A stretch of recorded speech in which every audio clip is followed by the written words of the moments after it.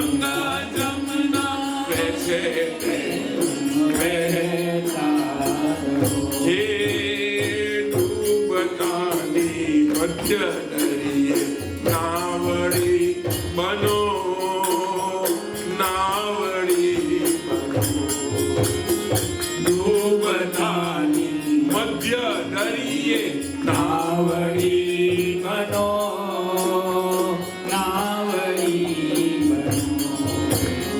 રણમાં હે મીઠા જળની વાવડી બનો વાવડી રણમાં હે મીઠા જળની વાવડી બનો વાવડી હે વાલામાં જે વાલ છે તે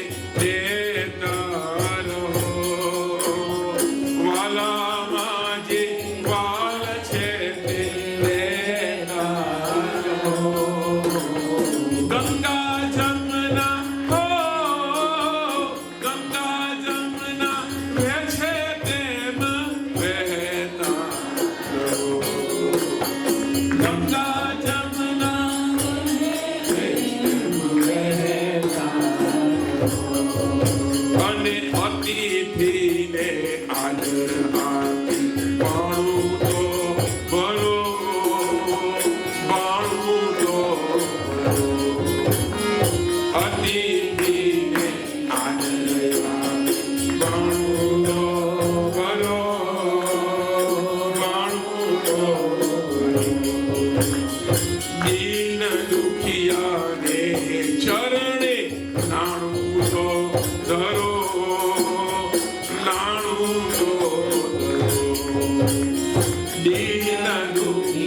યાને ચરણે નાણું તો બનો નાણું તો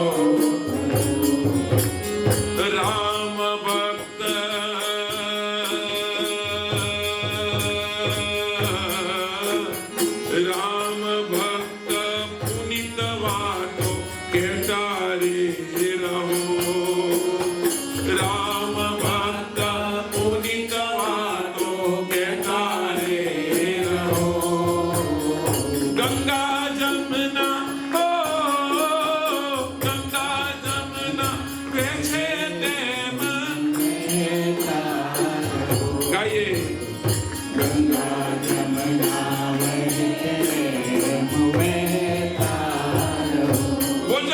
વાલાને આશીર્વાદ આપીને આવો બોધ આપ્યો છે યાર ગુરુનો બોધ ગુરુનું વચન ગુરુ મારીને તમારી પાસે એવી સેવા કરાવતા હોય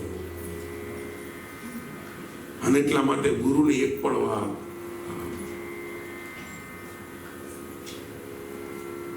રામાયણ કહે છે માત પિતા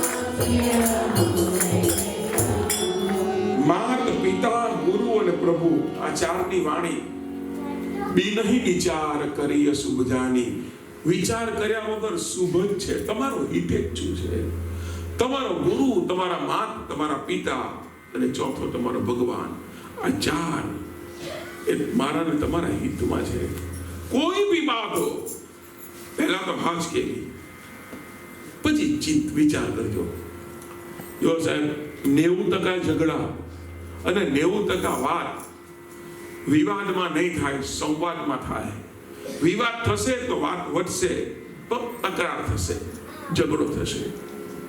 અને એટલા માટે કહેવામાં એવું આવે કે તમારે કોઈ પણ વાત કોઈની પાસે મનાવવી હોય અને માનતું નહીં હોય તો પહેલા તો તમારે એની વાતમાં હા જ કહેવાની, પછી શાંતિથી એને વાત કરવાની કે ભાઈ આમ નહીં આમ હોય. પણ જો પહેલી વખત તમે ના કહો તો ધડાકો જ થાય. પતિ પત્નીમાં તો ખાસ આવું, પહેલી વખતમાં ના કહ્યું, આ વખતે ગમે તે ભોગે ટીવી આવવું જોઈએ ને ઓલો એમ કે નહીં, ધડાકો થાય. અને એમ કહી દે કઈ વાંધો નહીં દેવી, તું કે છે ટીવી શું તું કે લઈ આવ તો ભલે ને 50,000 નું દેવું કરવું પડે ના તો રવાનો, તો પાછી પડી જાય. मात पिता गुरु प्रभु की वाणी, यहाँ तो दूसरी बात है. वैसे અને કહેવામાં આવ્યું છે, ભોજલ ગ્રામે કહ્યું છે, પાંગડાની આંગળીને પ્રેમથી ગ્રહજો. જગત જેને ઠુકરાવે, જેને લાત મારે, એને પ્રેમથી તમારે ચાહવાનું કામ, પીડિતોની પીડાને દૂર કરવાનું કામ એ તમે કરજો. ડૂબતાની મધદરિયે નાવડી બનજો, રણમાં મીઠા જળની વાવડી બનજો. વાલામાં જે વાલ ભર્યું છે એ તમે જગતને દેતા રહેજો, ઇત્યાદિ ઇત્યાદિ આશીર્વાદ આપી અને ભોજલરામ ગયા છે. સદબોધ આપી અને પછી ભોજલરામે બોલાવીને કહ્યું વાલકાને, વાલકા ગઈકાલ રાત્રે ત્યાં જેને સપનામાં જોયા એ બીજા કોઈ નહીં, હું જ હતો અને હું તારો ગુરુ છું. એમ કરીને ભોજલરામે વાલકાને આશીર્વાદ આપ્યા છે. વાલાને સદગુરુના ચરણમાં પડ્યા છે. ઠંડા પોરે ગાળો જોડી અને ગુરુજી તો વિદાય થયા. ફતેપુરનું આમંત્રણ જ્યાં મળ્યું છે અને વાલો ખુશ થયો, આજ્ઞાધીન થયો છે. અને હવે પછી ગુરુ કૃપાના કારણથી જીવન આખું પલટાઈ ગયું છે. વાલામાં પરિવર્તન આવ્યું છે, એનામાં અનેક પ્રકારની મસ્તીઓ આવી છે. અને હવે વાલો નિત્ય ભગવાનનું ભજન અને ધૂન કરવા લાગ્યો છે.